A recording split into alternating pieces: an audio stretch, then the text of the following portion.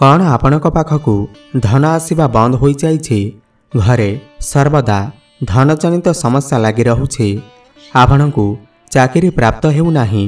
आपणकर प्रेम जीवन रे समस्या लगी रहिछि तो थरे मात्र एही भिडियोटी को शेष पर्यंत निश्चय देखंतु।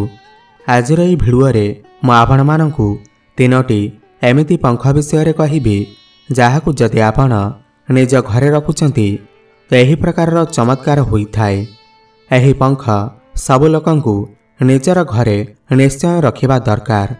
जदि आपण भी वास्तुर नियम को पालन करिथांती किंबा हिंदू धर्म रे अल्प बेसी भी देवी देवता एवं दैवी शक्ति मानक उपरे विश्वास रखिथांती तो एही पंख को आपण घरे रखिबा आरंभ करि दियंतु एवं आपण जेउ दिन रखिबे सही दिन ठारू आपणकर जीवन रे बहुत उन्नति हेबा आरंभ होइजिब। एही जो पंख विषय रे कहिबी एही पंख को रखिबा द्वारा शत्रु मान को दमन मध्य करि परिबे। एही पंख को रखिबा द्वारा काहार भी भूत भविष्य देखिबार क्षमता आसी जाई थाए। यह भी कहा जाई थाए कि एही पंख को रखिबा द्वारा स्वयं आपण मानकु देवतुल्य मानि थांती, अर्थात आपणकर केही बाल भी बंका करि परिबे नाही। एही पंखर महिमा स्वयं देवश्री नारद भी कहिथिले। समस्त ऋषिगण देवता माने एही पंखर गुणगान करिथांती।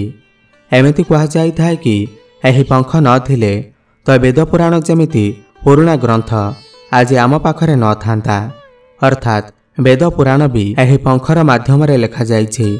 आज मैं आपनकु जो चमत्कारी पंख विषय रे बतेइबी यह बहुत बेसी गुणकारी अटे, बहुत बेसी चमत्कारी अटे एवं यही पंख आपनको बहुत ही साधारणतः पूजापाठ दुकान रो मिल जाई थाए। मु आपनकु जो पंख विषय रे कहिबी एही पंख चमत्कारी शक्ति रे भरी होई रही थाए। यार चमत्कार शक्ति विषय रे कहिबी केउ प्रकार रे एही पंख माध्यम रे आपनको चमत्कार शक्ति प्राप्त होई परिबो। आसंतु जानिबा।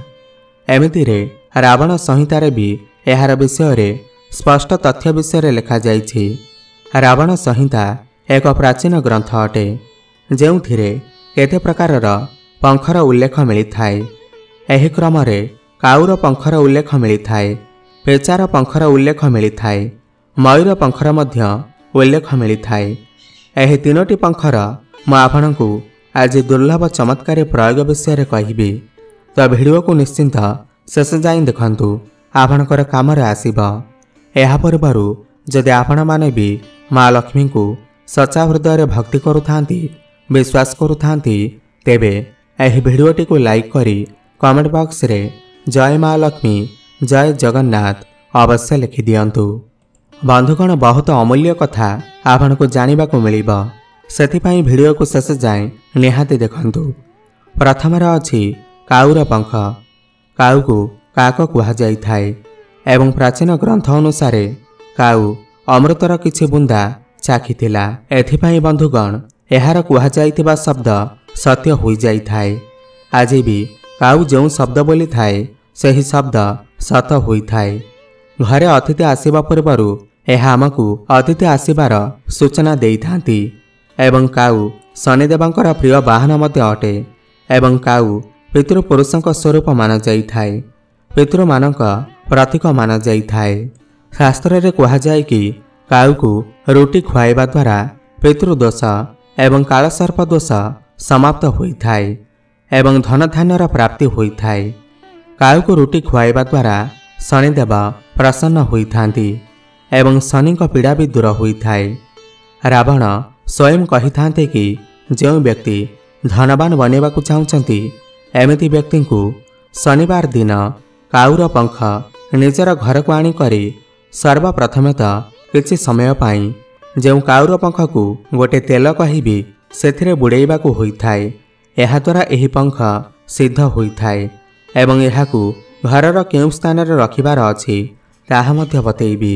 जेबे आपण काउर पंख आनिबे काउर पंख आपनको पूजा दुकान रे मिलि जिवो। एहाकु किछि समय पाई सोरिष तेल रे शनिवार दिन बुड़ेई रखंतु। आपनको 8टी काउर पंख आनिबार अछि एवं ताकु सोरिष तेल रे बुड़ेई रखंतु।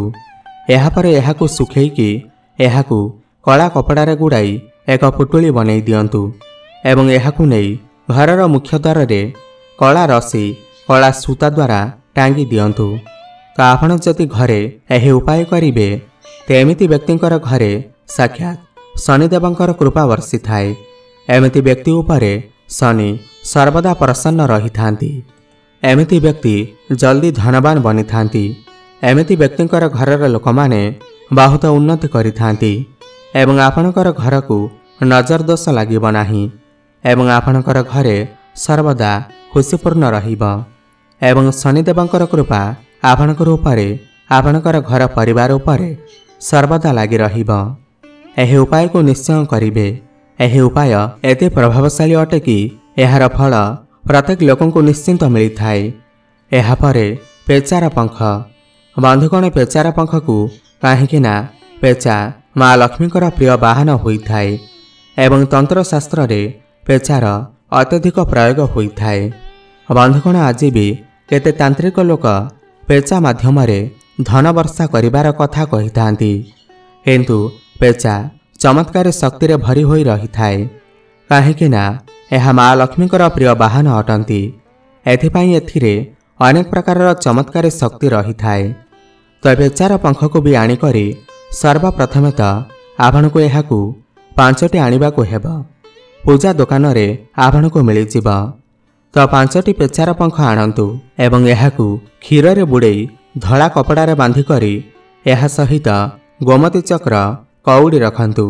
କିମ୍ବା ଆପଣ ଚାହିଁବେ ତ ଏହାର ଅନ୍ୟ ପ୍ରୟୋଗ କହୁଅଛି। ଶୁକ୍ରବାର ଦିନ ଆପଣ ପେଚାର ପଙ୍ଖ ଆଣନ୍ତୁ ଏବଂ ଏହାକୁ ଗଙ୍ଗାଜଳରେ ସ୍ନାନ କରାଇ ଦିଅନ୍ତୁ ଏବଂ ଏଥିରେ ତିଳକ ଚନ୍ଦନ ଦେଇ ଏହାର ପୂଜା କରନ୍ତୁ ମା ଲକ୍ଷ୍ମୀଙ୍କର ସାମ୍ନାରେ ଏବଂ ଏହାକୁ ଲାଲ କପଡ଼ାରେ ରଖନ୍ତୁ। ଏହା ସହିତ 5ଟି ଗୋମତୀ ଚକ୍ର, 5ଟି କଉଡ଼ି ଏବଂ 1 ଟଙ୍କିଆ କଏନ୍ ଗୋଟେ ରଖନ୍ତୁ ଏବଂ ଏହି ସମସ୍ତକୁ ବାନ୍ଧି ଏକ ପୁଟୁଳି ବନେଇ ଦିଅନ୍ତୁ ଏବଂ ଏହାକୁ ନେଇ ଆପଣଙ୍କର ଘରର ଧନ ରଖୁଥିବା ସ୍ଥାନରେ ରଖିଦିଅନ୍ତୁ। କିମ୍ବା ଆପଣ ଚାହିଁବେ ଯଦି ମା ଲକ୍ଷ୍ମୀଙ୍କର ଫଟୋ ବା ମୂର୍ତ୍ତି ସାମ୍ନାରେ ଏହି ପୁଟୁଳିକୁ ରଖିପାରିବେ। ଏହା କୌଣସି ସାଧାରଣ ପୁଟୁଳି ନୁହେଁ। ଏହା ଧନକୁ ଆକର୍ଷିତ କରିବାର ଚାବି ମାନାଯାଇଥାଏ ଏବଂ ଏହା ଧନଦାୟକ ପୁଟୁଳି ମାନାଯାଇଥାଏ। ଆକସ୍ମିକ ଧନ ପ୍ରାପ୍ତି କରିବା ପାଇଁ ଏହି ପ୍ରକାରର ପୁଟୁଳି ଆପଣ ପ୍ରସ୍ତୁତ କରନ୍ତୁ। ଆପଣଙ୍କୁ ନିଶ୍ଚିନ୍ତ ଶୁଭଫଳ ପ୍ରାପ୍ତି ହେବ। ତୃତୀୟରେ, ମୟୂର ପଙ୍ଖ। ବନ୍ଧୁଗଣ, ମୟୂର ପଙ୍ଖ ବିଷୟରେ ମୁଁ ଆପଣଙ୍କୁ ଆମ ଚ୍ୟାନେଲରେ କେତେ କଥା ଜଣେଇଅଛି। ମୟୂର ପଙ୍ଖ ବି ଚମତ୍କାରୀ ଶକ୍ତିରେ ଭରି ହୋଇ ରହିଥାଏ ଏବଂ ମୁଁ ଆପଣଙ୍କୁ ପ୍ରଥମରୁ କହିଥିଲି ଯେତେ ବି ବଡ଼ ବଡ଼ ବେଦ ପୁରାଣ ଲେଖାଯାଇଛି ପ୍ରାଚୀନ ସମୟରେ ତାହା ମୟୂର ପଙ୍ଖ ମାଧ୍ୟମରେ ଲେଖାଯାଇଛି। ମୟୂର ପଙ୍ଖକୁ ପ୍ରାଚୀନ ସମୟରେ କଲମ ବନାଯାଉଥିଲା। ତ ମୟୂର ପଙ୍ଖକୁ କେଉଁଦିନ ଆଣିବା ଦରକାର ଆସନ୍ତୁ ଜାଣିବା। କାହିଁକି ନା ମୟୂରକୁ ବିଦ୍ୟାର ପ୍ରତୀକ ମାନାଯାଇଥାଏ। ମା ସରସ୍ୱତୀଙ୍କର ପ୍ରିୟ ବାହନ ଅଟେ। ମା ସରସ୍ୱତୀଙ୍କୁ ଯଦି ପ୍ରସନ୍ନ କରିବାକୁ ଚାହୁଁଛନ୍ତି, କାହିଁକି ନା ସରସ୍ୱତୀ ପ୍ରସନ୍ନ ହେଲେ ଲକ୍ଷ୍ମୀ ବି ପ୍ରାପ୍ତି ହୋଇଯାଆନ୍ତି। ଏହାକୁ ବୁଧବାର ଦିନ ଆପଣ କୌଣସି ପୂଜା ଦୋକାନରୁ ଆଣନ୍ତୁ ଏବଂ ଆପଣ 2ଟି ମୟୂର ପଙ୍ଖ ଆଣନ୍ତୁ। ଏହାକୁ ଧୂପ ଦୀପ ଦେଖାନ୍ତୁ। ଆପଣଙ୍କର ଯଦି କୌଣସି ବିଶେଷ ମନସ୍କାମନା ଅଛି, ଯେମିତି ଯଦି ଆପଣ ଚାହୁଁଛନ୍ତି ଆପଣଙ୍କର ଜୀବନରେ ଉନ୍ନତି କରନ୍ତୁ, ତ ଆପଣ ଏହାକୁ ତୁଳସୀ ମୂଳରେ ଦବେଇ ଦିଅନ୍ତୁ। ତୁଳସୀ ଗଛ ମୂଳରେ ମାଟିରେ ଦବେଇ ରଖିଲେ ଆପଣଙ୍କର ଘରେ ସୁଖ ଶାନ୍ତିର ବାସ ହୋଇଥାଏ। ଦ୍ୱିତୀୟ ପ୍ରୟୋଗ ହେଲା, ଯଦି ଆପଣ ଚାହୁଁଛନ୍ତି କି ଯେଉଁଠାକୁ ବି ଯାଆନ୍ତୁ ଆପଣଙ୍କୁ ଉନ୍ନତି ମିଳୁ, ସଫଳତା ମିଳୁ, ତ ମୟୂର ପଙ୍ଖକୁ ଆପଣ ଆପଣଙ୍କର ପର୍ସରେ ରଖନ୍ତୁ। ଆପଣ ଦେଖିବେ ଯେଉଁଠାକୁ ବି ଆପଣ ଯିବେ ସେଠାରେ ଆପଣଙ୍କୁ ସଫଳତା ଅବଶ୍ୟ ମିଳିବ। ଏହାର ଗୋଟେ ଗୁପ୍ତ ପ୍ରୟୋଗ କହୁଅଛି, ଧ୍ୟାନର ସହିତ ଶୁଣନ୍ତୁ। ଯଦି ଆପଣ ଷ୍ଟୁଡେଣ୍ଟ ଅଟନ୍ତି କିମ୍ବା ଆପଣଙ୍କର ଘର ପରିବାରରେ କେହି ପାଠ ପଢ଼ୁଥାନ୍ତି, ତ ତାଙ୍କର କକ୍ଷରେ 2ଟି ମୟୂର ପଙ୍ଖକୁ ଏକାଠି କରି ଟାଙ୍ଗି ଦିଅନ୍ତୁ। ଏହାଦ୍ୱାରା ସେହି ପିଲାର ପାଠପଢ଼ାରେ ମନ ଲାଗିବ ଏବଂ ଶିକ୍ଷା କ୍ଷେତ୍ରରେ ଅନେକ ସଫଳତା ମିଳିବ। ପିଲାର ସ୍ମରଣ ଶକ୍ତି ବଢ଼ିଥାଏ। ଏହା ପିଲାର ଉଜ୍ଜଳ ଭବିଷ୍ୟତ ପାଇଁ ବହୁତ ଉତ୍ତମ ପ୍ରୟୋଗ ହୋଇଥାଏ।